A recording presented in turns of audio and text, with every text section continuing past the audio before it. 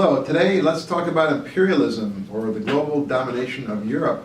We're talking roughly the years 1870, 1880, up until World War I, 1914. And of course beyond that, imperialism doesn't end there. But this would be the height of the era of imperialism. What is imperialism? What does it mean? What is it? Well, it was a phenomenon when Europe, quite literally, having gone through or going through the Second Industrial Revolution we've talked about, has the technology, has the military might, and also European countries, for example Germany and Italy, are now unified. That's important for Germany, not because it becomes a colonial master, but it does become a world power and does begin to assert itself outside of Europe as well.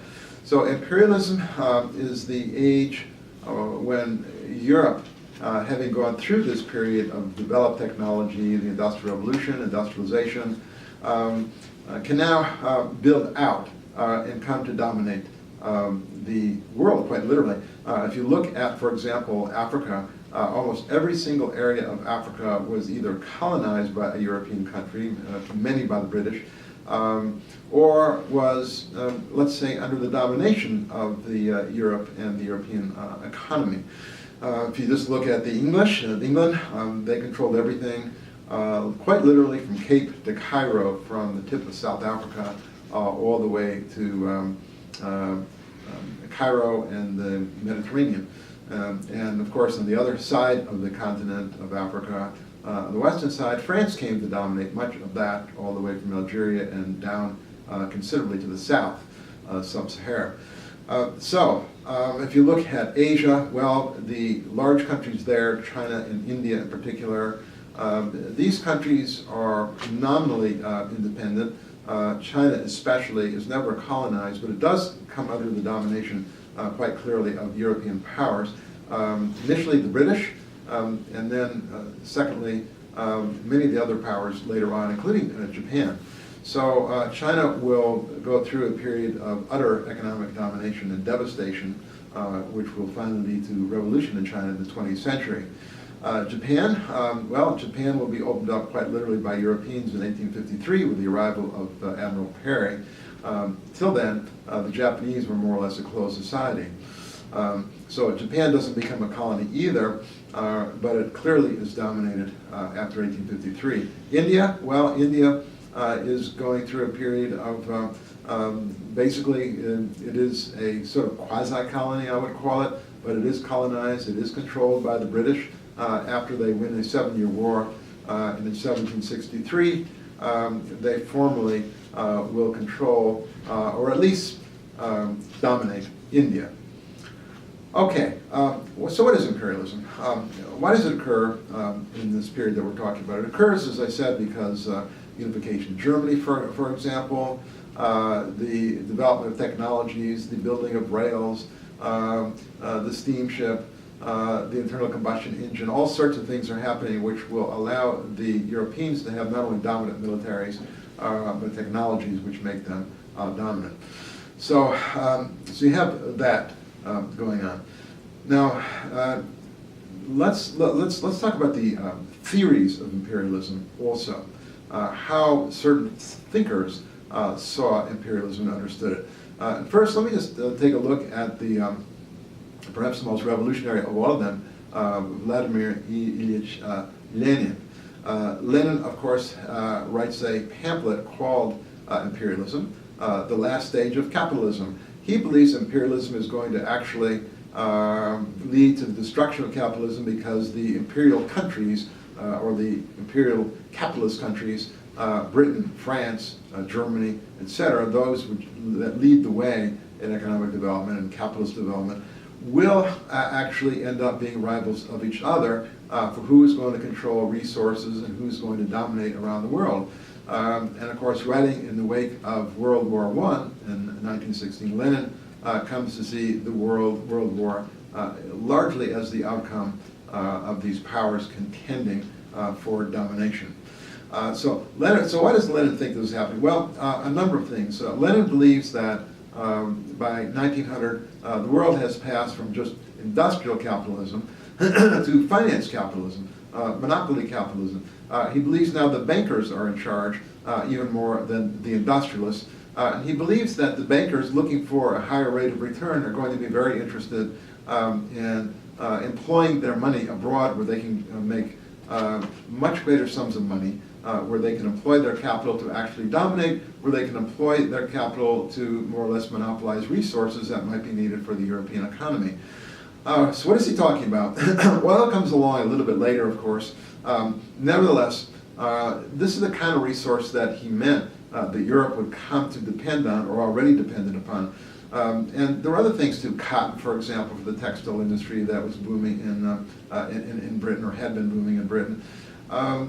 Different resources, whether they're parts of agriculture or whether they're minerals in the ground. Nevertheless, Lenin believes that these are very, very important to dominate for the European economy. But even more so, Lenin understood that bankers would invest in countries. For example, the British had lots of money invested in Egypt, partially because of the Suez Canal, but partially also because it was a very lucrative thing to loan money to whoever was in charge in Egypt, the Egyptian royalty, which was corrupt, overspent, and in any case, the British in the 1880s will actually seize the treasury when Egypt defaults on its loans to the British.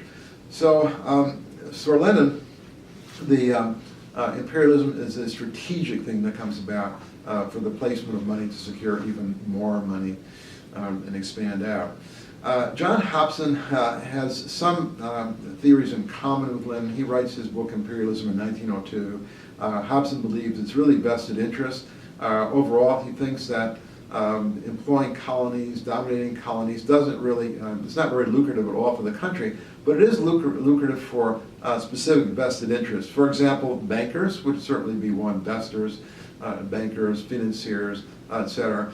Another group that had a lot to gain from imperialism was the military, which always wanted to assert itself and also make a strategic presence in various places of the world. And that was especially important for the British.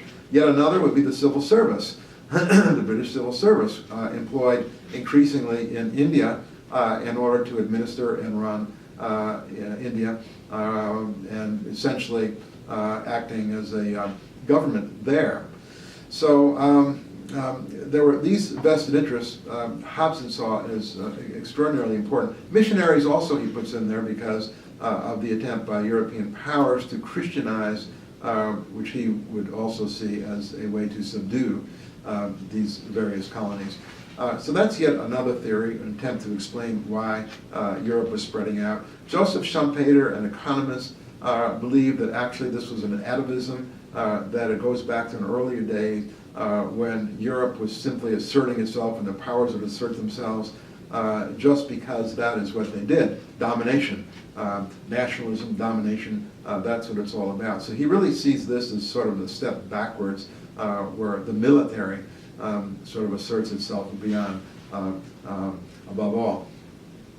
There's another side, another way of looking at this, and that is that the reason that Europe was successful and was able to imperialize, so to speak, and dominate other continents the way it did, has a lot to do with other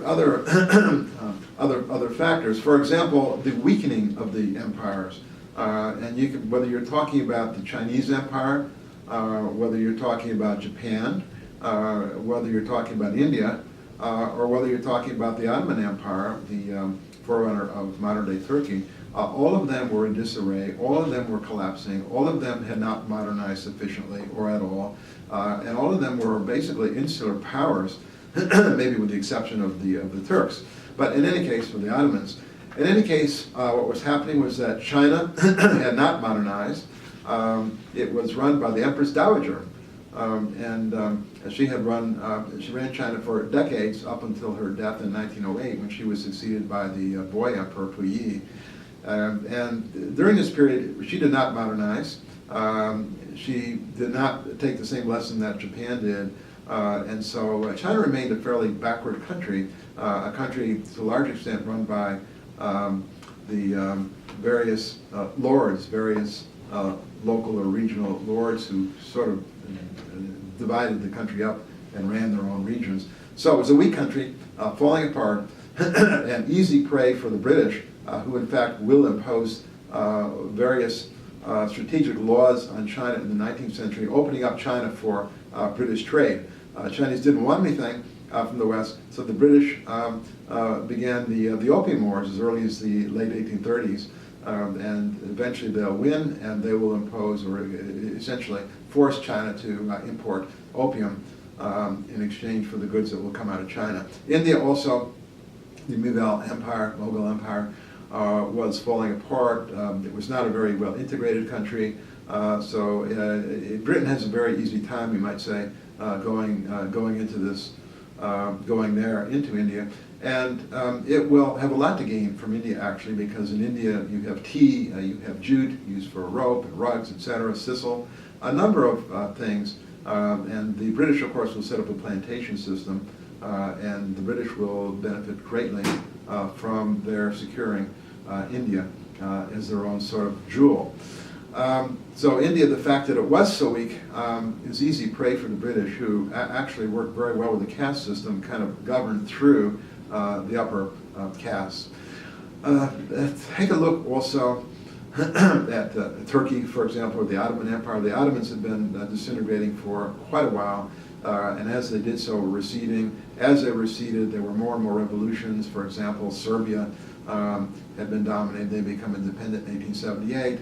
The Balkans basically are at war against the Ottomans after 1900. Several wars occurred there. The result is that by 1914, the Ottomans had been almost thrown out of the Balkans and Europe altogether. Why? Failed to modernize their army sufficiently, failed to sort of unify the country, gave too many privileges actually to a number of different groups, whether Christians or Jews, etc., so that there was no sense of a unified country at all, or a unified set of laws even. Just take a look at all that, and you have a pretty good idea of why the West was able to get in so easily. And of course, as I mentioned Japan before. Japan also going through sort of a crisis. Japan had actually even kicked missionaries out in the 17th century, wanted nothing to do with Christianity, wanting nothing to do with the West or its technology. It will protect the status of the samurai, who essentially are swordsmen, and they kept guns out at least as much as they could in order to preserve the special status of the samurai. The result is that Japan doesn't have to modernize because it doesn't have to compete. It's an island. And then Perry arrived, 1853. That's the end of Japanese insularity.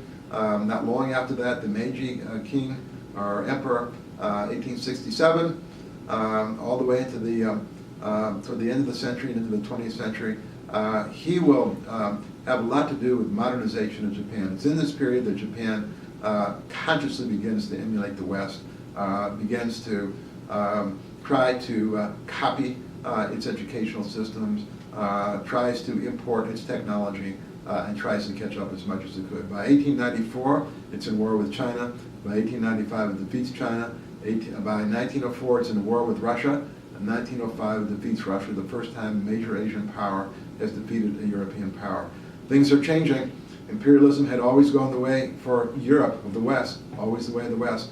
It's not going to be so true. And as we know today, it's a little bit different. We also have a trade war today, but China's in a little bit different position than it was in the 19th and early 20th century.